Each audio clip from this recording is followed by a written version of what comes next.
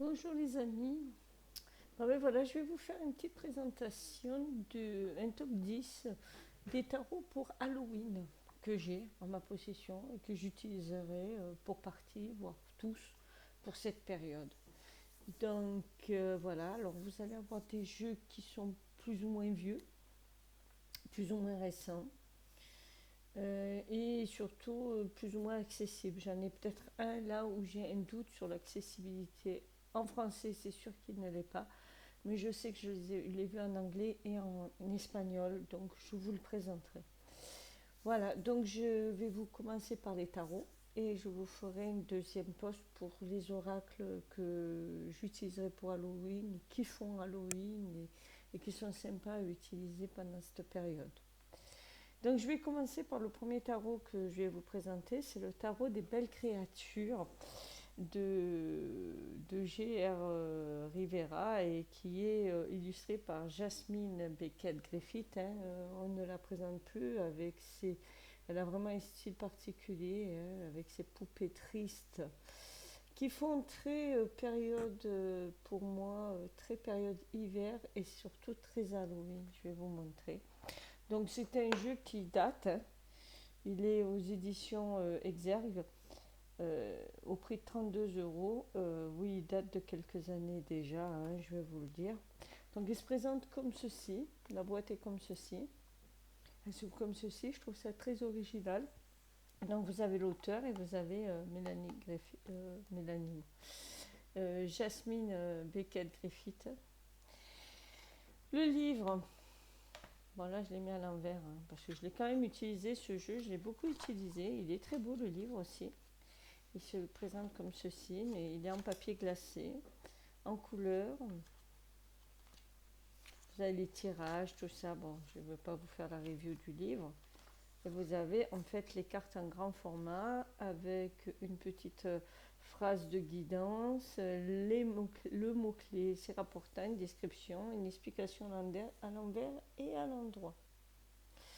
Donc je vais vous présenter le jeu. Alors il y a un petit défaut dans le packaging, c'est que les cartes sont divisées en deux paquets et franchement c'est pas facile à manipuler.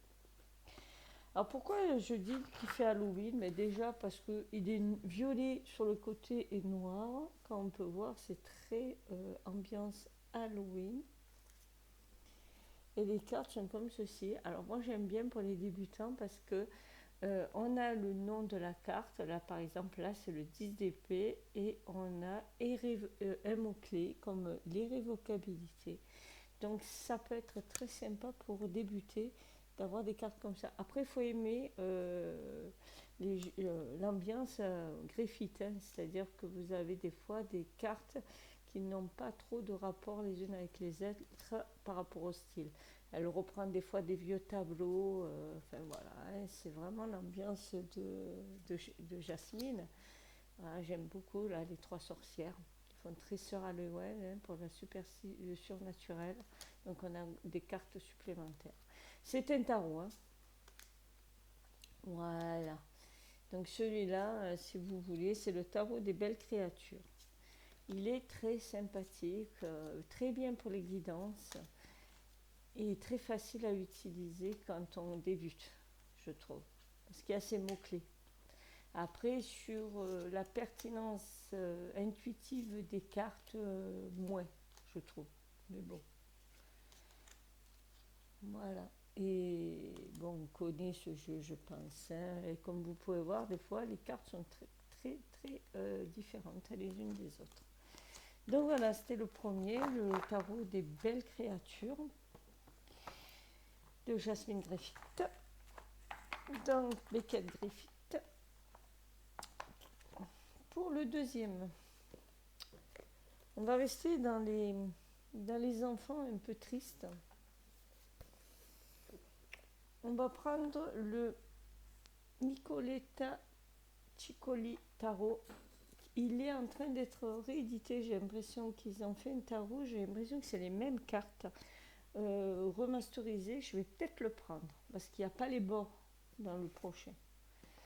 Donc je sais que là, il y en a un qui va sortir et je pense que c'est les mêmes cartes. Donc c'est un jeu qui est vraiment introspectif pour moi. Il travaille beaucoup sur mon enfance meurtrie parce que moi j'ai eu une enfance difficile et il me fait vraiment travailler cette période de l'année. Donc je l'utilise beaucoup. Je vais essayer de tamiser. Voilà, pour que vous voyez un peu plus. Là, vous voyez ma tête. Je suis pas sûre que ce soit le mieux. Voilà. Parce qu'on ne voyait pas bien les cartes. Voilà. Donc, voilà comment elles se présentent, ces cartes. On voit vraiment que la petite fille, là, c'est des petites filles torturées. C'est très symbolique, hein, quand on voit qu'elle coupe la carotte. Rien, hein, le dragon qui sort de, de la robe de la petite fille. On voit vraiment que c'est vraiment une période très particulière. Il est très torturé ce jeu. Je ne sais pas si vous voyez bien. Je vais peut-être zoomer. Ça sera plus pratique pour moi et plus pratique pour vous, sûrement en zoomant. Voilà.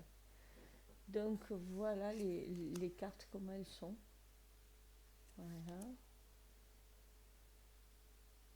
On voit vraiment que c'est des personnages assez tristes.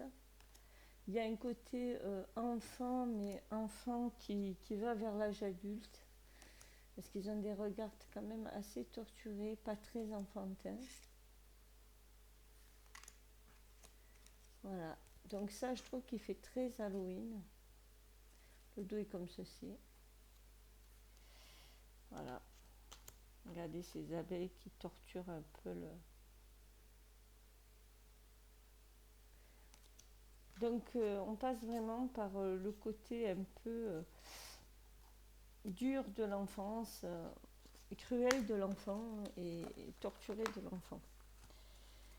Donc pour travailler sur ça, je trouve que la période d'Halloween est quand même bien faite. Et le Nicoletta Chico di Tao est très très sympathique pour la période d'Halloween. Restons dans l'introspection et dans le côté un peu torturé. Il y a le Deviant Moon Tarot. Donc moi j'ai pris le Wordless édition parce que j'adore quand il n'y a pas de bordure. Et franchement, il est très beau. Je n'ai pas encore travaillé dessus parce que je l'ai pris il n'y a pas longtemps. Deux comme ceci. Et je vais commencer à travailler maintenant parce que c'est la période qui s'y prête pour moi. Hein, une période fin de l'automne, début de l'hiver. Voilà. On ne présente plus ce jeu. Hein, il est hyper connu. Il travaille vraiment sur l'aspect torturé. Là, on voit vraiment dans l'ermite quelqu'un de torturé, de replié sur lui-même, mais pas pour les bonnes raisons. Donc, il travaille vraiment sur notre subconscient. Je vais peut-être prendre une carte et voir ce qu'elle me...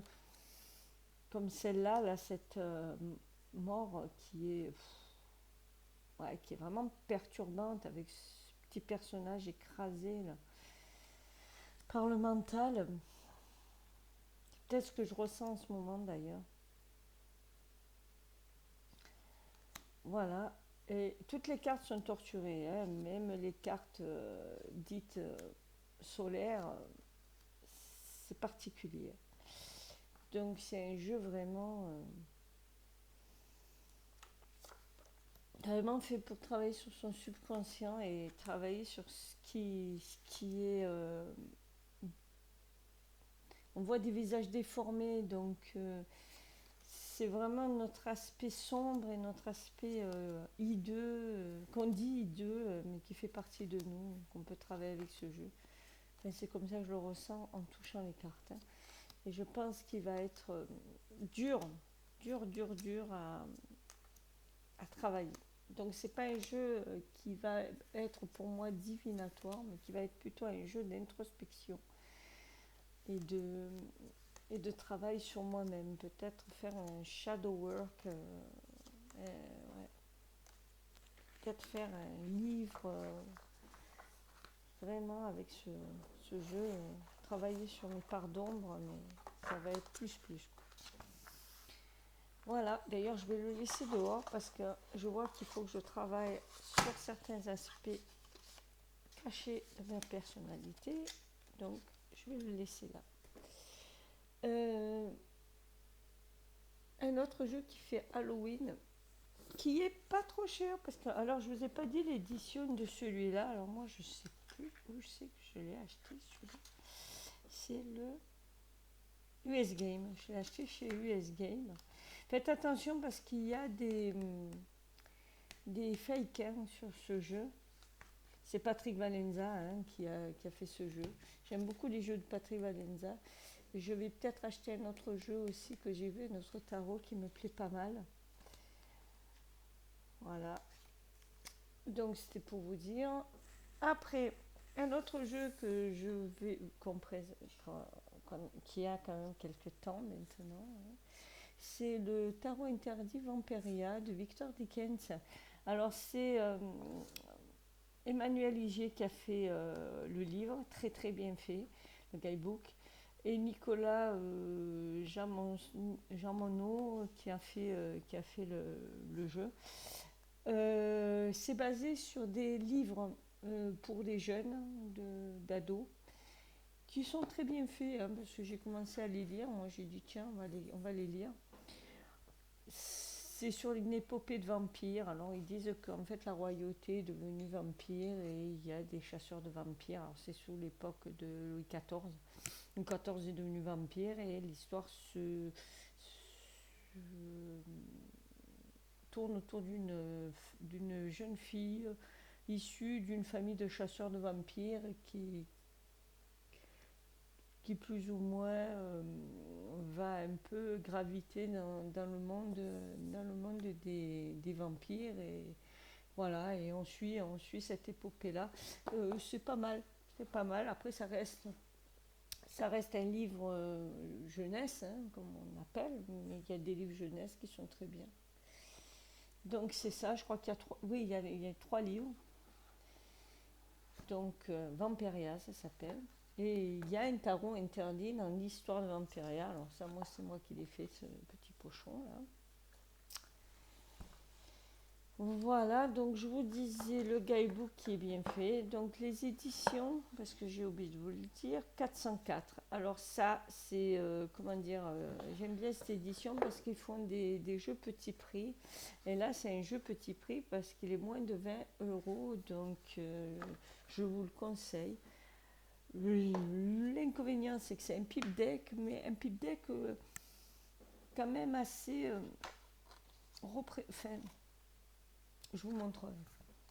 Le mieux, c'est que je vous montre. Donc voilà, le livre, c'est en fait l'histoire, c'est une personne qui découvre un coffret. Dedans, il y a un jeu et une sorte de journal intime de la personne qui a caché le jeu, qui l'a créé et qui explique qu'il s'est fait emprisonner, qu'il n'en a pas pour longtemps. Donc l'histoire est sympathique aussi autour du jeu. Et après, on a les cartes qui sont comme ceci, avec d'ailleurs très bien fait parce qu'on a le sens premier de la carte, après on a les mots-clés, après on a la force, la faiblesse de la carte en inversé. Et à chaque fois, on a ça. Donc je trouve que c'est bien fait.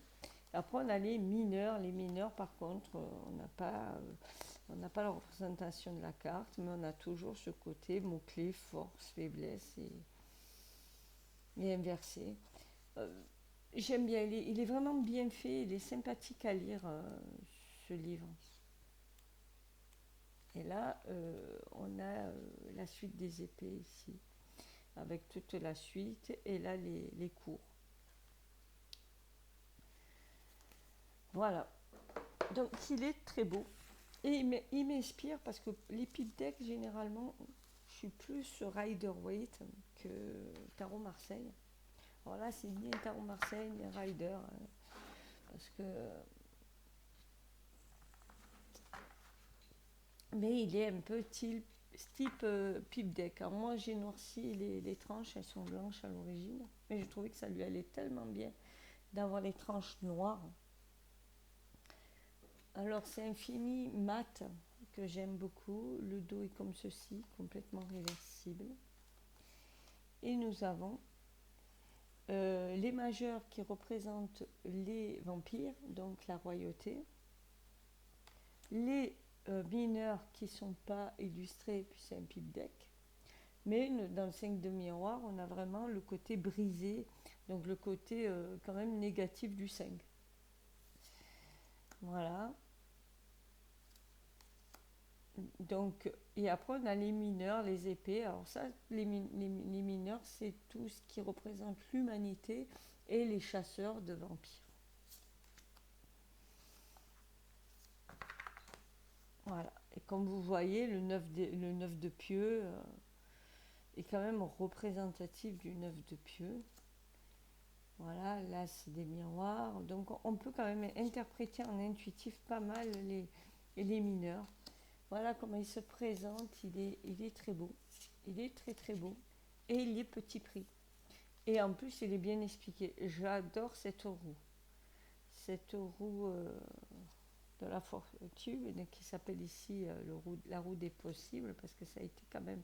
Les cartes ont été renommées. Mais il explique dans le jeu. Voilà. Alors, on n'a pas le cavalier, on a le commandant, la commandante, l'éclaireur et je ne me rappelle plus. Voilà. Donc là, c'est les deniers. Donc chaque couleur pour chaque mineur. La tour. Alors vert pour les deniers. J'adore ce monde. Ce monde tiraillé entre deux univers. C'est bien ce qu'on vit en ce moment. Un peu orangé pour les pieux, un peu terre là.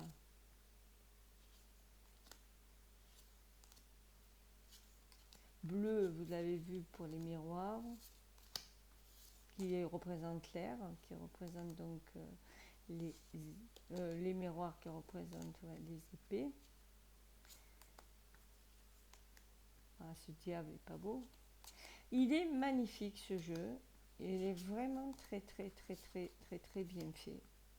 Regardez ça, le 8 de miroir avec ce chemin tout tracé là. Là on a l'empereur, donc Louis XIV. Voilà, donc ça c'est un pipe deck. Alors on aime ou on n'aime pas, moi j'adore. Il m'inspire vraiment pour cette période-là, surtout l'hiver, plus encore qu'Halloween.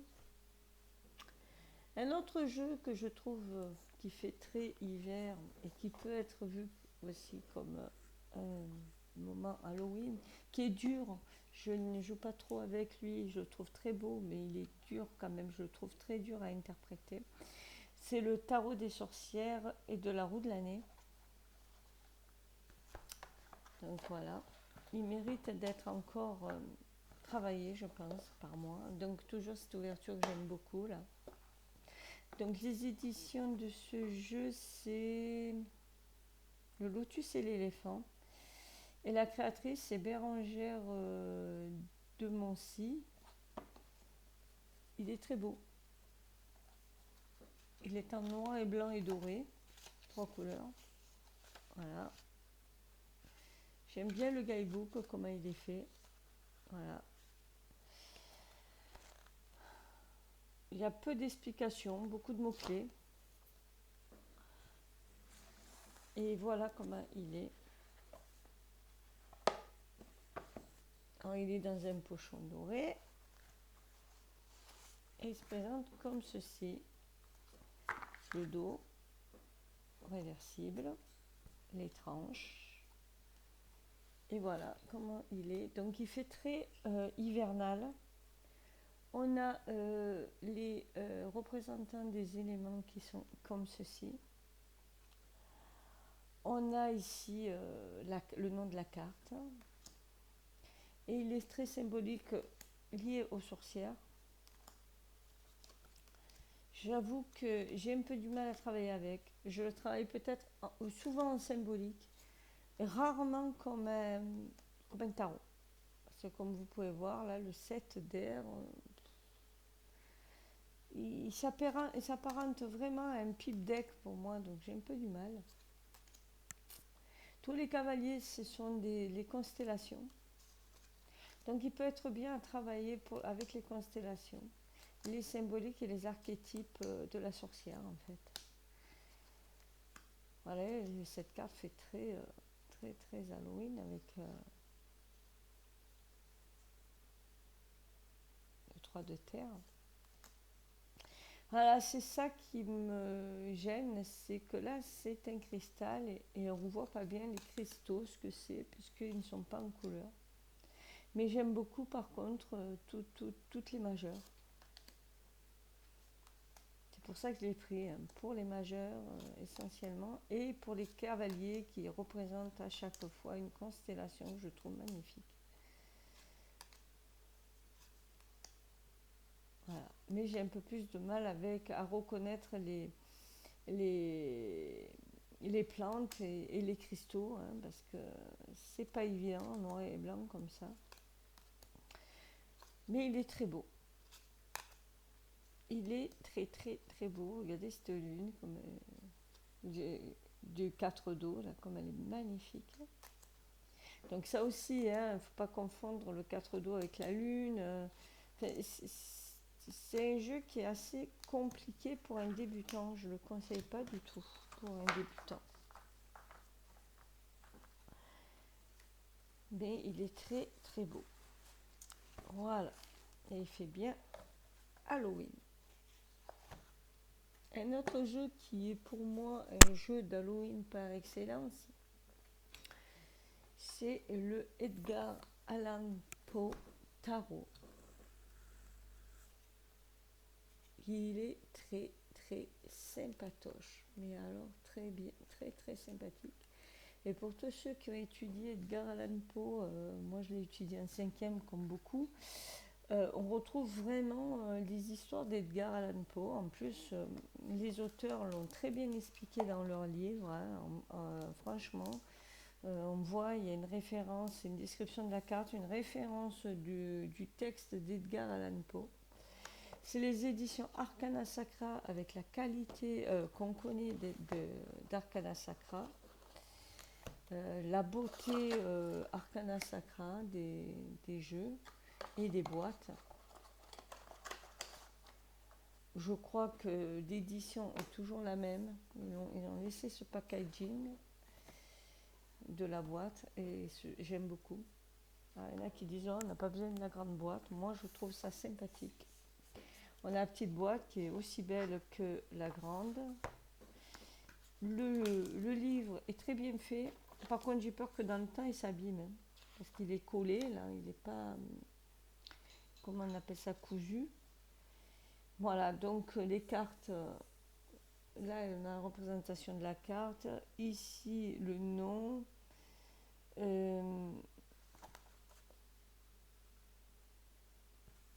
On nous explique la carte, on nous explique d'où vient le conte, enfin voilà, et ça à chaque fois.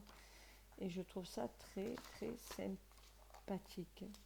Ça me replonge dans les nouvelles et les contes et tout ce que j'avais lu quand j'étais jeune. Il faut que je relise pour me remémorer vraiment les contes d'Edgar Allan Poe, qui sont des contes macabres. Hein.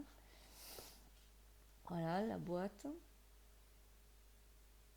Avec un petit texte de Edgar Allan Poe. Le dos, plus Halloween que ça, tu meurs.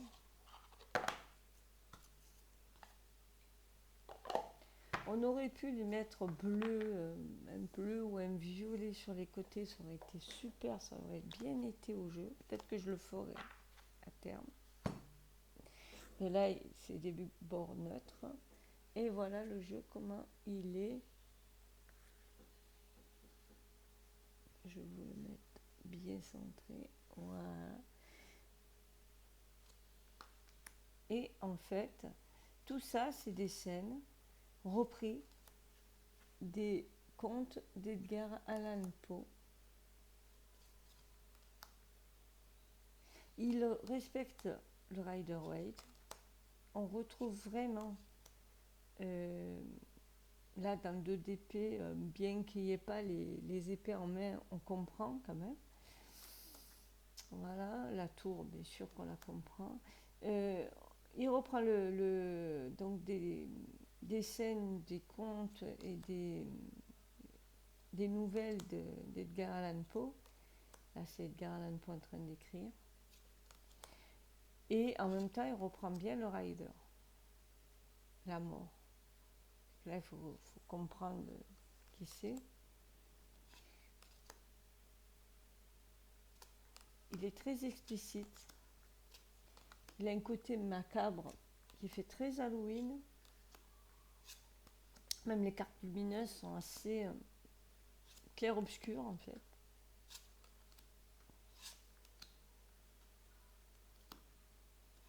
Et il a l'avantage de nous, pour ceux qui n'ont pas lu les nouvelles d'Edgar Allan Poe, de nous donner envie de les lire en fait. C'est une période propice aux histoires comme ça qui font peur. Il est très très bien pour Halloween. Donc c'est le Edgar Allan Poe Tarot aux éditions Arcana Sacra. Alors je vous ai pas dit qui c'est qui avait fait le jeu, c'est Rose White et Eugene Smith qui ont fait ce jeu. Donc là je vous ai présenté Edgar Allan Poe. Un autre jeu qui je trouve fait très Halloween, que je n'ai pas en français, que j'aurais aimé, mais bon, moi, quand je me suis intéressée à la collectionnite, quand j'ai eu la collectionnite aiguë des tarots, il était déjà plus édité en français. C'est le El Toro Vampirio, donc c'est le tarot des vampires de Ian Daniels. Moi, je l'ai en espagnol, parce qu'il était déjà plus édité en anglais. Là, j'ai vu qu'il y en avait encore des éditions en anglais. Donc moi, j'ai l'édition espagnole. Alors, je suis très triste parce que quand vous voyez le pavé du jeu, il y a sûrement énormément à apprendre, mais il va falloir que je prenne un temps fou pour traduire ça. Voilà, parce que je désespère, je l'aurai pas en, je pense pas l'avoir en français, il coûte trop cher. Donc, c'est un jeu sur les vampires encore, de Ian Daniels, avec des illustrations magnifiques. Voilà, le bord rouge, et c'est un vrai bijou. L'édition française est encore plus belle, mais je ne l'ai pas, donc on va pas tergiverser sur quelque chose que je n'ai pas. Je vais vous faire. Alors, ma caméra ne rend pas justice au jeu parce que c'est une pure merveille ce jeu. Voilà.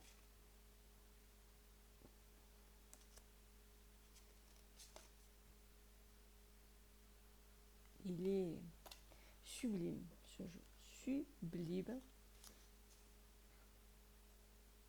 Je vais essayer de vous les.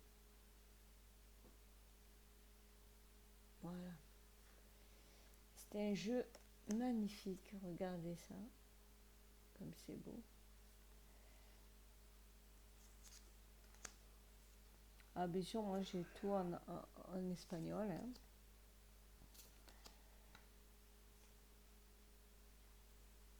Le diable, regardez ça.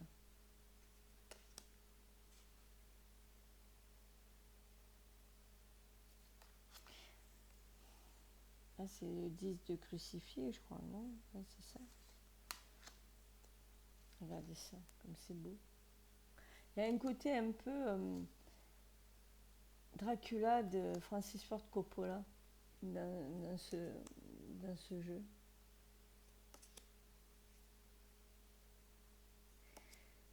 Bon, c'est celui-là que je vous dis, impossible à en trouver en français. On peut encore le trouver en espagnol. Donc le dos est comme ceci, hein, c'est du pur miel. Regardez ça. Regardez comme il est beau celui-là. Et en anglais, vous pouvez le trouver encore. Je l'ai revu en anglais.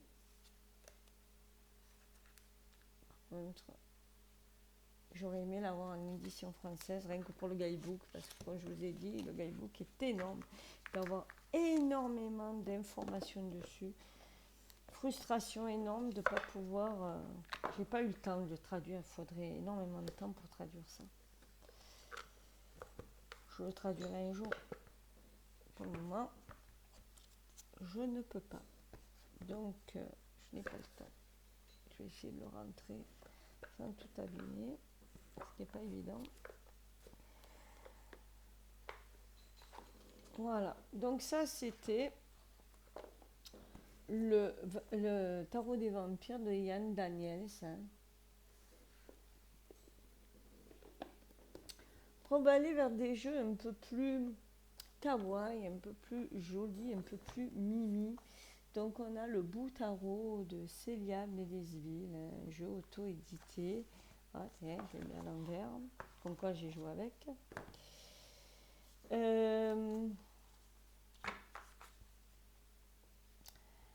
Il est magnifique, holographique, on le présente plus. Le Bout Tarot. Il est mimi à souhait et il est très Halloween. Il me fait penser aussi à Noël, donc je le prolonge jusqu'à Noël parce que il est quand même très doux. C'est Halloween, la douceur d'Halloween en fait. Ah, ce chaudron, là, ils prennent leur bain. Voilà, elle a fait aussi dans le même thème, je les ai pas, l'oracle et le Lenormand. Pareil que l'oracle est encore plus beau. Moi, j'ai le jeu de tarot, ça fait très bien l'affaire. Je ne sais pas si je prendrai le reste. Je pense que je prendrai d'autres jeux de Célia. Voilà. Bon, on ne le présente plus. Donc, les majeurs ont un reflet holographique sur les fantômes, comme vous pouvez voir. Les mineurs, non. Voilà, là, on a encore cet effet holographique. Les mineurs, pas du tout. Il y a beaucoup d'humour dans ce jeu, beaucoup de tendresse, beaucoup de douceur. C'est du Célia Médesville, c'est-à-dire que c'est, voilà, regardez, là, c'est ça, c'est pas de l'humour. C'est la roue de la fortune, on est lessivé, on passe à la machine, on se fait étendre. J'aime bien, c'est un peu ce qu'on vit dans nos vies en fait. Donc j'aime bien, regardez cet ange qui se transforme en diable là. Ah, il est très beau. Il est très beau, il est choupiné à souhait, la boîte est très belle. Après, le guidebook, j'aime bien parce qu'elle nous a fait des cartes avec des mots-clés, donc ça sert même pour toutes les cartes. On a un petit guidebook en français-anglais, donc c'est bien. Voilà, il est choupiné et il est connu, reconnu. Pas peine que je vous le montre pendant des lustres. Un autre jeu que je trouve assez pas noir, pas dark et plutôt sympathique. Je dirais pas choupiné comme l'autre, pas kawaii comme l'autre, mais assez. C'est Halloween, Halloween douceur. C'est le Histoire de sorcière tarot aux éditions Arcana Sacrea. J'ai la première édition, je ne sais pas s'ils le font toujours. Je vais essayer de la centrer. S'ils le font toujours sous ce format-là, je crois que oui. L'histoire de tarot sorcière, oui. J'ai aussi l'oracle, donc je vous le présenterai sûrement dans mes oracles. Après, qualité Arcana Sacra, le livre génialissime. C'est Deborah Blake qui a fait ce jeu. J'adore Deborah Blake. Je pense que je vais prendre son almanach là, de sorcière parce que j'adore les illustrations en plus d'Elisabeth Alban. Donc elle travaille qu'avec elle, je crois. Et franchement, euh, j'ai quelques livres d'elle, j'adore. J'adore Deborah Blake. Voilà. Que dire, les histoires sont belles, c'est bien écrit. Il n'y a rien à dire hein, sur ce livre et sur ce jeu qui est magnifique. Il est connu, reconnu, il date un peu. Il date quand même un petit peu, hein, je l'ai depuis quelques temps déjà. Les bords sont neutres. Le dos est comme ceci, réversible, pour ceux qui travaillent en réversible. Voilà. J'avais le choix entre le tarot de la sorcière verte et histoire de tarot, histoire de sorcière. J'ai pris celui-là. Il est ni moderne ni heroic fantasy. Il se trouve entre les deux. Vous voyez, j'ai travaillé avec. Hein. J'ai voulu faire du retourné aussi. Hein. J'adore cette impératrice. Magnifique impératrice. Voilà, que dire. Mais en fait, toutes les cartes sont belles. Et très, très, très expressive, très expressive, magnifiquement faite. Excusez-moi, je vais vous donner le tournis à force. Regardez ça. Voilà. Il est beau. Voilà, c'est magnifique. Très connu. Hein. Regardez ce 6 de bâton, comme il est beau. Même celui-là. Hein.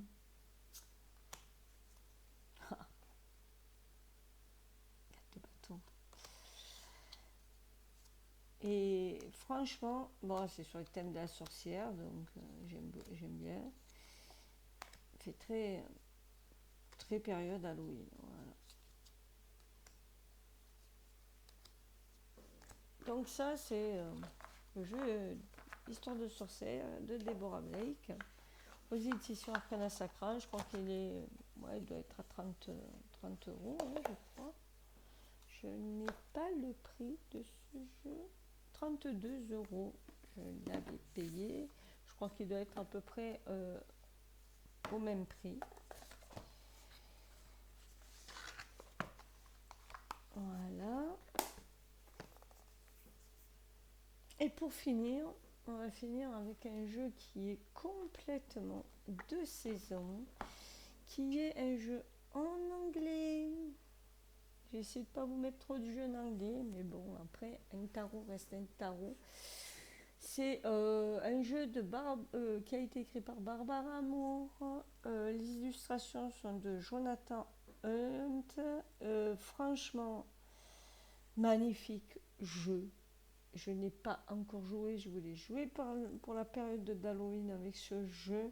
Je l'ai regardé, je l'ai re-regardé, j'ai lu, j'ai traduit. Franchement, très sympa. C'est le trick or treat tarot aux éditions, je crois, Llewellyn, ouais, c'est ça. Alors, le problème des jeux Llewellyn, c'est que les boîtes sont de très mauvaise qualité. Voilà, donc je vais même pas m'attarder sur la boîte parce que c'est vraiment pas très joli. Hein. C'est pas une jolie boîte. C'est les boîtes de Llewellyn. Voilà.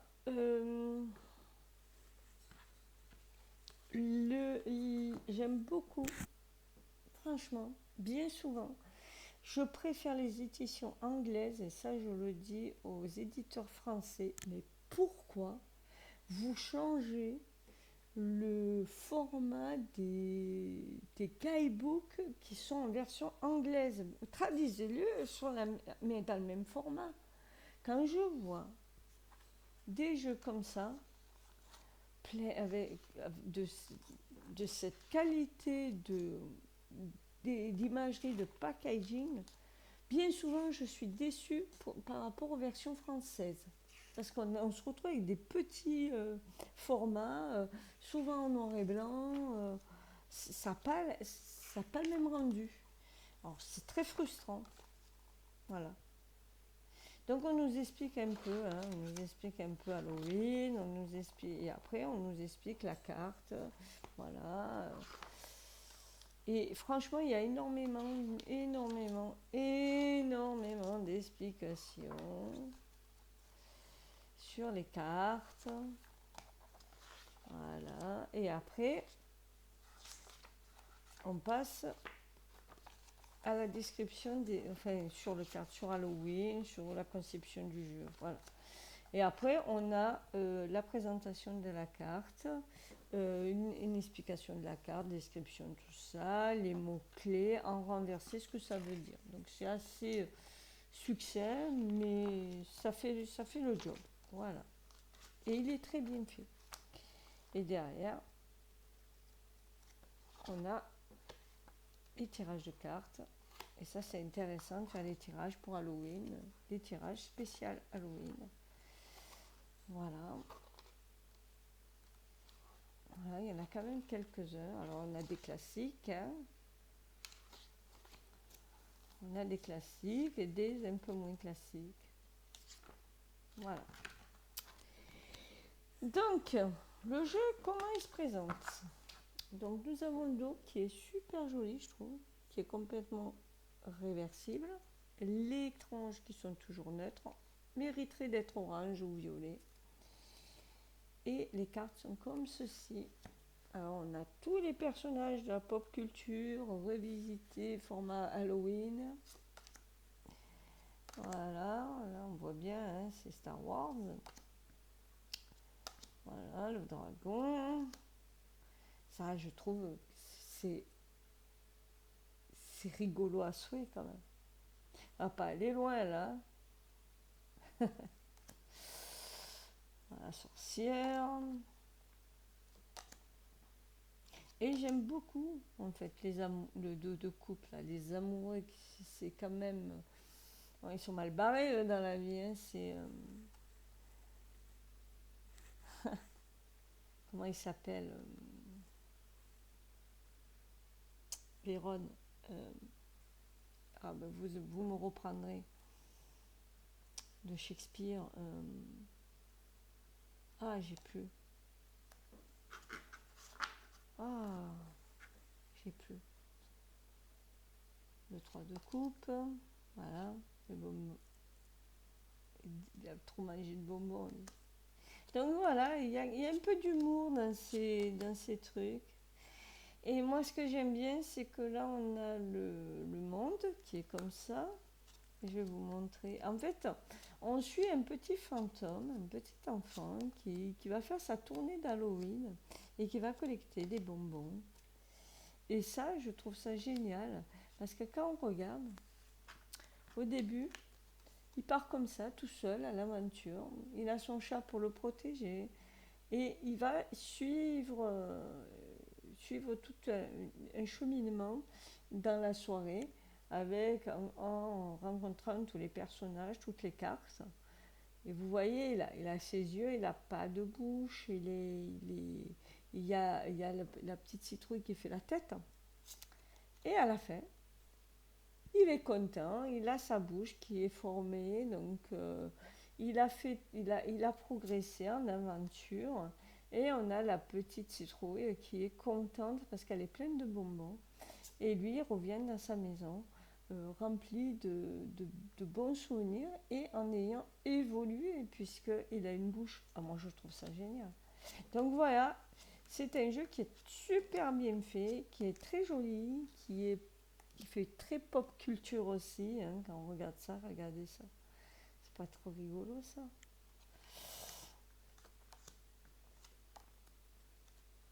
La momie qui va se casser la gueule, se prend les pieds dans ces trucs et tout. C'est juste ça, délirant. Et ouais, et il est super bien fait ce jeu.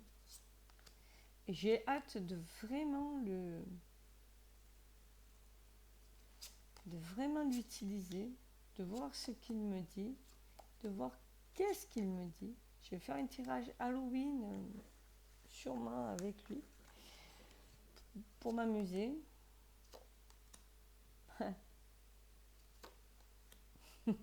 Ça, une dalmatie.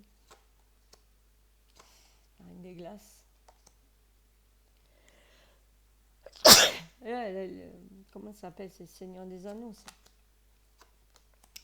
Donc, voilà.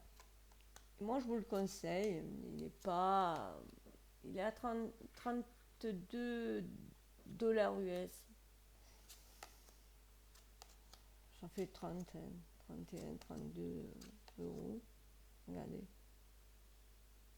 Matrix.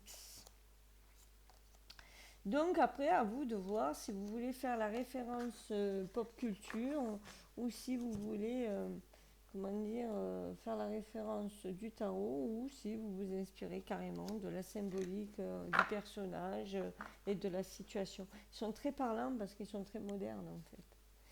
Donc voilà, je vous ai fait la présentation de mon top 10 de jeux pour Halloween. J'espère que ça vous a plu. Je n'ai pas de jeux récents d'Halloween parce que bon, j'en ai déjà beaucoup et que j'ai pas voulu me surcharger. Ces jeux-là me suffiront, je pense, pour bien m'amuser pendant cette période et bien travailler sur mes parts d'ombre, sur et faire de la divination. Bon, mais je vous dis au revoir, à la prochaine. J'espère que ça vous a plu. Alors, n'oubliez pas le pouce, n'oubliez pas de mettre un commentaire, n'oubliez pas de vous abonner. Ma chaîne commence et j'aimerais bien la faire vivre et j'ai besoin de vous pour ça. Au revoir, bye bye, à la prochaine.